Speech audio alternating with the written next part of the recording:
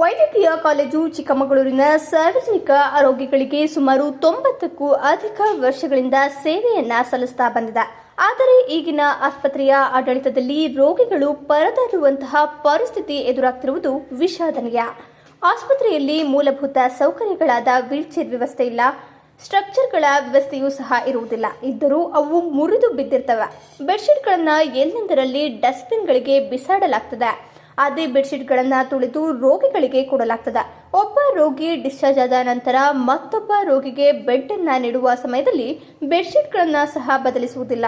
ಇದರಿಂದ ಒಬ್ಬರ ಶಂಕು ಇನ್ನೊಬ್ಬರಿಗೆ ಹರಡುವ ಸಾಧ್ಯತೆ ಹೆಚ್ಚಾಗಿರುತ್ತದೆ ಎಂದು ರೈತ ಸಂಘ, ಹಸಿರು ಸೇನೆ ಹಾಗೂ ಭೀಮ್ ಆರ್ಮಿ ವಿವಿಧ ಸಂಘಟನೆಯಿಂದ ಜಿಲ್ಲಾಸ್ಪತ್ರೆ ಮುಂದೆ ಪ್ರತಿಭಟನೆ ಮಾಡಿ ಜಿಲ್ಲಾಧಿಕಾರಿಗೆ ಮನವಿಯನ್ನ ಸಲ್ಲಿಸಿದರು. ಎಲೆಕ್ಷನ್ ಮಾಡಾಕ್ತಿರೋ ಸರ್ಕಾರನ ಕೊಡಿಸ್ತೀರೋ ತಲಾ 50 ಲಕ್ಷ ನೀವು ಕೊಳ್ಳೇಬೇಕಾಗಿ ಮನವಿ. ಮತ್ತೆ ಸರ್ಕಾರಿ ವೈದ್ಯಾಧಿಕಾರಿಗಳು ಮತ್ತು ಚಿಕ್ಕಮಗಳೂರು ವೈದ್ಯಕೀಯ ಶಿಕ್ಷಣ ಸಂಸ್ಥೆಗಳು ಇವುಗಳ ಮೇಲೆ ಅನೇಕ ಆರೋಪಗಳು ಬಂದೇ ಬರ್ತಾ ಇದೆ, ರೆಗ್ಯುಲರ್ ಬರ್ತಾನೆ ಇದೆ. ಈ ವಿಚಾರವಾಗಿ ಸಿ.ಟಿ. ರವಿ ಅವರು ಮಾತಾಡಿದ್ದಾರೆ. ಎಲ್ಲ ವಿಚಾರ ಗೊತ್ತಿದ್ದು ಜಿಲ್ಲಾಡಳಿತ ಏನು ಮಲಗ್ತಾ ಇದೆಯೇನೋ ಅನ್ನೋ ಪ್ರಶ್ನೆ ಎಲ್ಲ ಸಂಘಟನೆಗಳ ಕಾಡ್ತಿದೆ. ನಾವು ರಾಜಕಾರಣಿಗಳಿಗಿಂತ ಅತಿ ಹೆಚ್ಚು ನಂಬೋದು ಅಧಿಕಾರಿಗಳನ್ನ. ಯಾಕಂದ್ರೆ ರಾಜಕಾರಣಿಗಳು 5 ವರ್ಷಕ್ಕೊಂದ್ಸರಿ ಬದಲಾಗ್ತಾ ಇರ್ತಾರೆ. ಆದರೆ ನೀವು ಅಧಿಕಾರಿಗಳು ನಮ್ಮ ಪರವಾಗಿ, ಬಡವರ ಪರವಾಗಿ, ರೈತರ ಪರವಾಗಿ ಕೆಲಸ ಮಾಡ್ತಾ ಇದ್ದೀರಿ. ನಿಮ್ಮೆಲ್ಲ ಅಪಾರವಾದ ಗೌರವ ಇದೆ ಎಲ್ಲ ಸಂಘಟನೆಗಳಿಗೆ. ಆದರೆ ನೀವು ರಾಜಕಾರಣಿಗಳ ಪರ ನಿಂತು ಕೆಲಸ ಮಾಡೋಂಥ ನಾವು ಯಾವುದೋ ಒಪ್ಪಕ್ಕೆ ಸಾಧ್ಯ ಇಲ್ಲ. ದಯವಿಟ್ಟು ಇವಾಗಲಾದರೂ ನೀವು ಜಿಲ್ಲಾಡಳಿತ ಇದರ ಕಡೆ ಗಮನ ಹರಿಸಿ ಸೂಕ್ತ ತನಿಖಾ ತಂಡ ರಚನೆ ಮಾಡಿ, ಯಾರು ಇಲ್ಲಿ ನಿರ್ಲಕ್ಷ್ಯಕ್ಕೆ ಕಾರಣ ಆಗಿದ್ರು, ಯಾರಲ್ಲಿ ಡ್ಯಾನ್ಸ್ ಮಾಡ್ತಿದ್ರು, ಯಾರು ಆ ಭಾಗದಲ್ಲಿ ಹಾಸ್ಪಿಟ್ಲ್ಗಳಲ್ಲಿ ನ್ಯೂ ಇಯರ್ ಸೆಲೆಬ್ರೇಷನ್ ಮಾಡ್ತಿದ್ರು, ಎಲ್ಲ ಮಾಧ್ಯಮಗಳಲ್ಲಿ ವಿಡಿಯೋಗಳು ಪ್ರಸಾರ ಆಗಿದೆ. ಇದು ನಿಮ್ಮ ಗಮನಕ್ಕೂ ಬಂದಿರುತ್ತೆ. ದಯವಿಟ್ಟು ಅವ್ರ ಮೇಲೆ ಕಾನೂನು ಪ್ರಕರಣ ದಾಖಲು ಮಾಡಿ ಅವ್ರನ್ನ ಅಮಾನತುಗೊಳಿಸಿ ಸೂಕ್ತ ತನಿಖಾ ತಂಡ ರಚನೆ ಮಾಡಬೇಕಾಗಿ ಎಲ್ಲ ಭೀಮ್ ಆರ್ಮಿ ಸಂಘಟನೆಗಳು, ರೈತ ಪರ ಸಂಘಟನೆಗಳು ನಿಮಗೆ ಒತ್ತಾಯ ಇರ್ತೀವಿ ಸರ್. ಈ ವಿಚಾರವಾಗಿ ನೀವೇನು ಮಾತಾಡ್ತೀರಿ ದಯವಿಟ್ಟು ಇದನ್ನು ಈಸ್ಕೊಂಡು, ಮತ್ತೆ ಇದನ್ನು ಮುಖ್ಯವಾಗಿ ಇದನ್ನು ತಗೊಂಡಾದ ತಕ್ಷಣ ನೀವು ಮನವಿ ಕೊಟ್ಟ ತಕ್ಷಣ ನಾವು ಒಂದು ಕಡೆ ಇಟ್ಟಿದ್ದೀವಿ, ನಾವು ಒಂದು ಕಡೆ ಚರ್ಚೆ ಮಾಡೋದು ಅನ್ನೋದು ಮುಕ್ತಾಯ ಆಗಲ್ಲ. ಇದನ್ನ ಹಿಂಬರ ಇವತ್ತು ಕೊಟ್ಟು ಎಷ್ಟು ದಿನದಲ್ಲೇ ನೀವು ನಮ್ಗೆ ರಿಪ್ಲೈ ಮಾಡ್ತೀರಿ, ಎಷ್ಟು ದಿನದಲ್ಲಿ ರೈತ ಮುಖಂಡರುಗಳು, ಭೀಮ್ ಆರ್ಮಿ ಸಂಘಟನೆಗಳು, ಕನ್ನಡ ಪರ ಸಂಘಟನೆ ಕರೆದು ನೀವು ಸಭೆ ನಡೆಸ್ತೀರಿ, ನೀವು ಯಾವ ರೀತಿ ತನಿಖೆ ಮಾಡ್ತಾ ಇದ್ದೀರಿ, ಇದ್ರ ಬಗ್ಗೆ ಏನು ಆಕ್ಷನ್ ತಗೊಂಡಿದ್ದೀರಿ, ದಯವಿಟ್ಟು ಇದನ್ನ ನೀವು ನಮ್ಮ ಸಂಘಟನೆಗಳು ತಿಳಿಸ್ಬೇಕಾಗ್ತದೆ. ಇದು ಮುಖ್ಯ ಬೇಡಿಕೆ.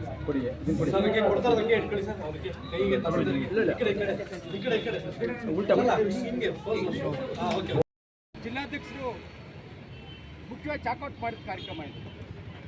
ಅದರಲ್ಲಿ ಭೀಮ್ ಆರ್ಮಿ, ಕನ್ನಡ ಪರ ಸಂಘಟನೆಗಳು ಮತ್ತು ಎಲ್ಲ ನಮ್ಮ ಬಂದಿರತಕ್ಕಂಥ ಗೌರವಾನ್ವಿತ ಹೋರಾಟಗಾರರು ಭಾಗವಹಿಸಿದ್ದಾರೆ.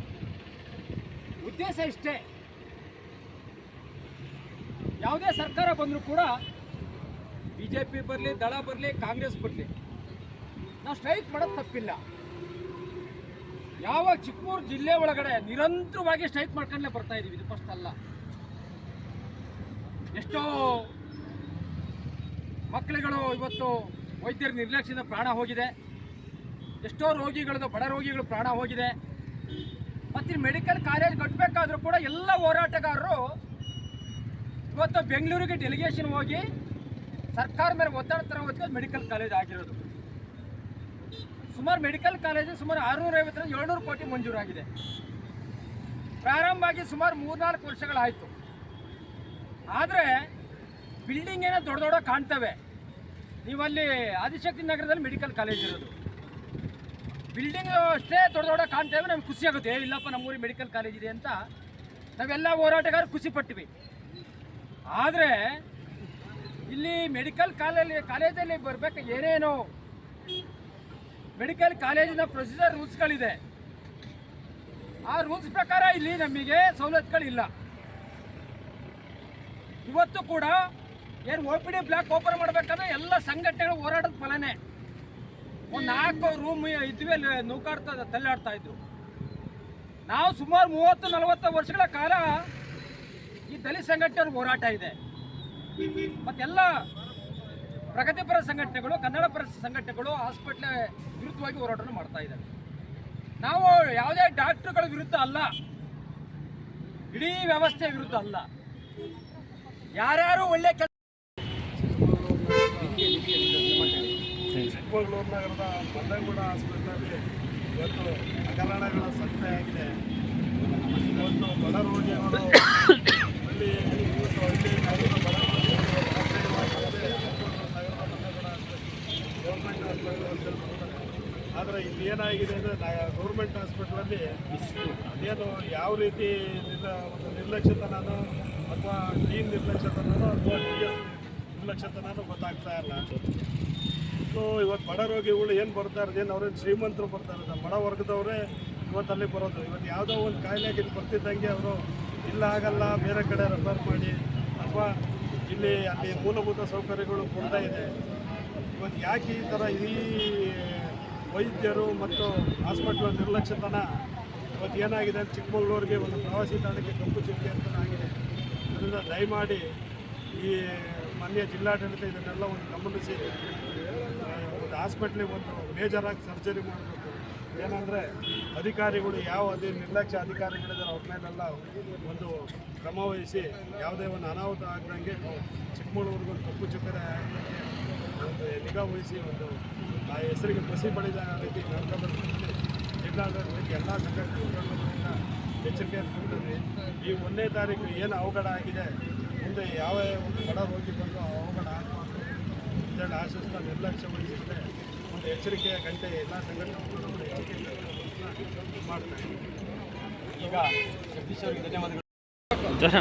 ಇದು ಭಾರಿ ನಾಚಿಕೆಗೇಡಿನ ವಿಚಾರ. ಚಿಕ್ಕಮಗಳೂರು ಜಿಲ್ಲೆ ಅನ್ನೋದು ಒಂದು ಜಿಲ್ಲೆ 9 ತಾಲೂಕಿನ ಒಳಗೊಂಡಂಥ ಈ ಜಿಲ್ಲೆ ಒಂದು ಬೃಹತ್ ಆರ್ಥಿಕವಾಗಿ ಬೆಳೆದಂಥ ಜಿಲ್ಲೆ ಇದು. ಇಂಥ ಜಿಲ್ಲೆಗಳಲ್ಲಿ ಒಂದು ಗೌರ್ಮೆಂಟ್ ಹಾಸ್ಪಿಟ್ಲ್ ಅಂದಾಗ ಇಲ್ಲಿರುವ ಅಧಿಕಾರಿಗಳು ಅದನ್ನ ಸರಿ ನಡೆಸ್ಕೊಂಡು ಹೋಗಬೇಕು. ಜನಗಳು ಬಡ ಜನಗಳು ಗೌರ್ಮೆಂಟ್ ಹಾಸ್ಪಿಟ್ಲಿಗೆ ಯಾಕೆ ಬರ್ತಾರೆ ಅಂದರೆ ಅವ್ರಿಗೆ ಆರ್ಥಿಕವಾಗಿ ಹಣ ಇರಲ್ಲ, ಯಾವುದೇ ಶಕ್ತಿ ಇರಲ್ಲ. ಹಾಗಾಗಿ ಪ್ರೈವೇಟ್ ಆಸ್ಪತ್ರೆಗೆ ಹೋಗ್ತಾರೆ, ಗೌರ್ಮೆಂಟ್ ಹಾಸ್ಪಿಟ್ಲಿಗೆ ಬರ್ತಾರೆ. ಅವ್ರ ಜೀವದ ಜೊತೆಗೆ ಈ ಥರ ಚೆಲ್ಲಾಟ ಆಗಿಬಿಟ್ಟು ಅವ್ರ ಸಾವು ನೋವಿಗೆ ಹಾಕಿಬಿಟ್ರೆ ಅವರ ಕುಟುಂಬದ ಪರಿಸ್ಥಿತಿ ಏನಾಗುತ್ತೆ? ಒಬ್ಬ ಮನೆ ಯಜಮಾನ ಏನಾದ್ರು ಆಗಿ ಬಂದುಬಿಟ್ಟು ಇಲ್ಲಿ ಮೃತ ಆದರೆ ಆ ಮನೆ ಪರಿಸ್ಥಿತಿ ಏನಾಗ್ಬೋದು? ಈ ಅಧಿಕಾರಿಗಳು ಸರ್ಕಾರದಿಂದ ಬರುವಂಥ ಸೌಲಭ್ಯಗಳನ್ನ ಸರಿಯಾಗಿ ಉಪಯೋಗಿಸ್ಕೊಳ್ತಾರೆ, ಬರೋ ಸಂಬಳಗಳನ್ನ ಸರಿಯಾಗಿ ತಿಂತಾರೆ. ಜನಗಳ ಸೇವೆ ಯಾಕೆ ಮಾಡಲ್ಲ? ಸರಿ, ಜನಗಳ ಸೇವೆ ಮಾಡಬೇಕು. ಹಾಗೆ ಒಂದು ಹೆರಿಗೆ ಹಾಸ್ಪಿಟಲ್ ಬಂದಾಗ ಗಂಡ ಹೆಂಡತಿ ಏನಾದ್ರು ಇಬ್ಬರು ರಾತ್ರಿ ಹೊತ್ತೇನಾದ್ರು ಅಡ್ಮಿಟ್ ಮಾಡೋಕೆ ಬಂದಾಗ ಗಂಡನ ಹೊರಗಡೆ ಹಾಕ್ತಾರೆ, ಹೆಂಡತಿನ ಒಳಗೆ ಇರ್ತಾರೆ. ಆ ಗಂಡ ನೈಟ್ ಎಲ್ಲ ಹೊರಗಡೆ ಕೂರಬೇಕು, ಅವ್ನಿಗೆ ಮಲ್ಗೋಕೆ ಜಾಗ ಇಲ್ಲ, ಶೌಚಾಲಯ ಒಂದಿಲ್ಲ, ಬೀದಿಯಲ್ಲೇ ಕೂರಬೇಕು ಅವನು. ಅದಕ್ಕೆ ಒಂದು ವ್ಯವಸ್ಥೆ ಮಾಡಿಲ್ಲ ಗೌರ್ಮೆಂಟ್. ಒಂದು ಬಡ ಜನ ಏನಾದ್ರು ಕೈಕಾಲು ಮುರ್ಕೊಂಡು ಆಸ್ಪತ್ರೆಗೆ ಬಂದು ಅಡ್ಮಿಟ್ ಆದಾಗ ಒಂದು ಬೂಳೆ ಚಿಕಿತ್ಸೆ ಮಾಡುವಂಥ ಯೋಗ್ಯತೆ ಇಲ್ಲ ಇವ್ರಿಗೆ. ಶಿವಮೊಗ್ಗ ಹೋಗಿ ಅಂತಾರೆ, ಇಲ್ಲ ಬೆಂಗಳೂರು ಹೋಗಿ ಅಂತಾರೆ, ಇಲ್ಲ ಹಾಸನ ಹೋಗಿ ಅಂತಾರೆ. ಈ ಜಿಲ್ಲೆ ಏನು ಮಾಡ್ತಾ ಇದೆ? ಈ ಜಿಲ್ಲೆ ಇಲ್ಲಿರುವ ಜಿಲ್ಲಾಡಳಿತ ಏನು ಮಾಡ್ತಾ ಇದೆ? ನಿಮಗೆ ಜವಾಬ್ದಾರಿ ಇಲ್ವಾ? ಇಲ್ಲಿನ ಜನಗಳು ಏನು ಈ ಭಾರತ ದೇಶದ ಪ್ರಜೆಗಳಲ್ವಾ? ಏನು ನಾವೇನು ಪ್ರಾಣಿಗಳ? ನೀವು ಅಧಿಕಾರಿಗಳನ್ನ ಸರಿಯಾಗಿ ಉಪಯೋಗಿಸ್ಕೊಳ್ಳಿ, ಜನಗಳಿಗೆ ಸರಿಯಾಗಿ ರಕ್ಷಣೆ ಕೊಡಿ. ಇಷ್ಟೇಳಿ ನಾನು ಈ ಭಾಷಣ ಮುಗಿಸ್ತೀನಿ. ಜೈ ಹಿಂದ್, ಜೈ ಕರ್ನಾಟಕ.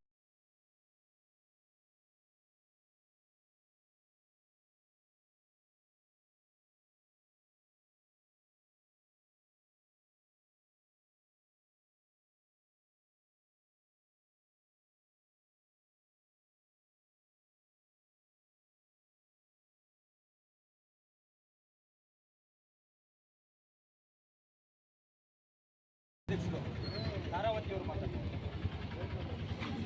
ಇವತ್ತಿನ ವೈದ್ಯ ನಿರ್ಲಕ್ಷ್ಯದಿಂದ ಸಾವು ನೋವುಗಳು ಬರ್ತಿದೆ ಅಂದರೆ ಅದಕ್ಕೆ ಸಂಬಂಧಪಟ್ಟ ಅಧಿಕಾರಿಗಳಾಗಿರ್ಬೋದು, ಸರ್ಕಾರ ಆಗಿರ್ಬೋದು, ಯಾಕೆ ಇದ್ರ ಕಡೆ ಗಮನ ಹರಿಸ್ತಾ ಇಲ್ಲ ಅಂದರೆ ಬಡವ್ರ ಜೀವಗಳು ನಿರ್ಲಕ್ಷ್ಯನ. ಅದಕ್ಕೆ ಒಂದು ಅರ್ಥ ಇಲ್ವೋ, ಬೆಲೆ ಇಲ್ವೋ ಈ ಜೀವಕ್ಕೆ. ಇದಕ್ಕೆ ಒಂದು ದಂಡ ಕಟ್ಟೋ ಕೆಲಸಗಳು ಅವರಿಗೆ ಏನು ಸರ್ಕಾರದಿಂದ ಒಂದು ತನಿಖಾ ವ್ಯವಸ್ಥೆ ಆಗಿ ಅವರಿಗೊಂದು ಶಿಕ್ಷೆಗೆ ಗುರಿ ಮಾಡಬೇಕು ಅಂತ ಕೇಳ್ಕೊತೀನಿ. ಇನ್ನೊಬ್ಬರಿಗೆ ಪಾಠ ಆಗಬೇಕು ಅಂತ ಈ ಒಂದು ಎಚ್ಚರಿಕೆನ ನಮ್ಮ ಹೋರಾಟದ ಮೂಲಕ ಅವರಿಗೆ ಖಂಡಿಸ್ತಾ ಇದ್ದೀವಿ. ಒಂದು ಸಾರ್ವಜನಿಕವಾಗಿ ಹೋರಾಟಗಾರರಾಗಿ ಒಂದು ಪ್ರಶ್ನೆ ಮಾಡೋದೇ, ವಿಡಿಯೋ ಮಾಡೋದೇ ನಮ್ಮ ಕೆಲಸಕ್ಕೆ ಅಡ್ಡಿ ಮಾಡ್ತಿದ್ದೀರಾ ಅನ್ನೋ ಒಂದು ಪ್ರಶ್ನೆನ ಹೇಳ್ತಾರೆ. ಅಂದರೆ ಅವರ ಕೆಲಸಗಳು ಎಷ್ಟು ಮಟ್ಟಿಗಿದೆ ಅಂತ ಇಲ್ಲಿ ಸಾರ್ವಜನಿಕವಾಗಿ ಸೇವೆ ಮಾಡೋ ಉದ್ದೇಶದಿಂದ ಬಂದಿಲ್ಲ, ಅವರು ಮೋಜು ಮಸ್ತಿಗಾಗಿ ಬಂದಿದ್ದಾರೆ ಅಂತ ನಮ್ಮ ಗಮನಕ್ಕೆ ಬಂದಿದೆ. 1ನೇ ತಾರೀಕು ಏನು ಆಗಿದೆ ಅದಕ್ಕೆ ನೇರ ಹೊಣೆಗಾರರು ಅವರೇ ಆಗಿರ್ತಾರೆ. 3ನೇ ತಾರೀಕು ಮತ್ತು 1ನೇ ತಾರೀಕು ಇವತ್ತು ಕೆಲಸಗಳನ್ನ ಎಷ್ಟು ನಿರ್ಲಕ್ಷ್ಯ, ಬೇಜವಾಬ್ದಾರಿತನ ಅಂದರೆ ಬೇರೆಯವ್ರ ಸಾವು ನೋವುಗಳಿಗೆ ಅವರಿಗೆ ಲೆಕ್ಕಕ್ಕೆ ಇಲ್ಲ ಅನ್ನೋ ಥರ ಆಗಿದೆ. ಇದ್ರ ಬಗ್ಗೆ ಸರ್ಕಾರ ಆಗಿರ್ಬೋದು, ಅದಕ್ಕೆ ಸಂಬಂಧಪಟ್ಟ ಅಧಿಕಾರಿಗಳು ಇದನ್ನು ಗಮನಕ್ಕೆ ತಂದು ಅದನ್ನು ಸರಿಪಡಿಸೋ ಕೆಲಸದಲ್ಲಿ ನಮ್ಮ ಸರಿಪಡಿಸ್ತೀನಿ ಅಂದರೆ ನಮ್ಮ ಹೋರಾಟ ಉತ್ತಮ ತಗೊಳ್ಬೇಕು ಅಂತ ಹೇಳ್ತೀವಿ. ಜಿಲ್ಲಾ ಸರ್ಜನ್ ಅವರೇ ಕಾರಣ ಅಂತೇಳಿ ನಾವು ಹೇಳ್ತೀವಿ. ಬಂದಂಥ ಎಷ್ಟೇ ಜನ ಪೇಷಂಟ್ ಬಂದ್ಬಿಟ್ಟು ಹೊರಗಡೆ ಕಳಿಸ್ತಾರೆ, ಹಾಸನ ಕಡೆಗೆ ಮತ್ತು ಮಂಗಳೂರು ಕಡೆಗೆ ಕಳಿಸ್ತಾರೆ. ಇಲ್ಲಿರೋ ನರ್ಸ್ಗಳು ಅಷ್ಟೇ, ಯಾವ್ದಾರ ಒಂದು ಕೈ ಫ್ಯಾಕ್ಚರ್ ಆಗಿ ಬಂದು ಅಡ್ಮಿಟ್ ಆದರೆ ಅವರಿಗೆ ಟ್ರೀಟ್ಮೆಂಟ್ ಮಾಡೋದೇ 1 ವಾರ ಬಿಟ್ಟು. ಹಾಗಾಗ್ಬಿಟ್ಟು ಇಲ್ಲಿರೋವಂಥ ನರ್ಸ್ಗಳಾಗಿರ್ಬೋದು ಗೌರ್ಮೆಂಟ್ ಹಾಸ್ಪಿಟ್ಲಲ್ಲಿ ಪ್ರತಿಯೊಂದು ಅಲ್ಲಿರೋಂಥ ಸರಿಪಡಿಸ್ಬೇಕು ಅಂತೇಳಿ ನಾನು ಅಷ್ಟೇ ಜಿಲ್ಲಾಧಿಕಾರಿಗಳಿಗೆ ಮನವಿ ಮಾಡ್ತೀನಿ.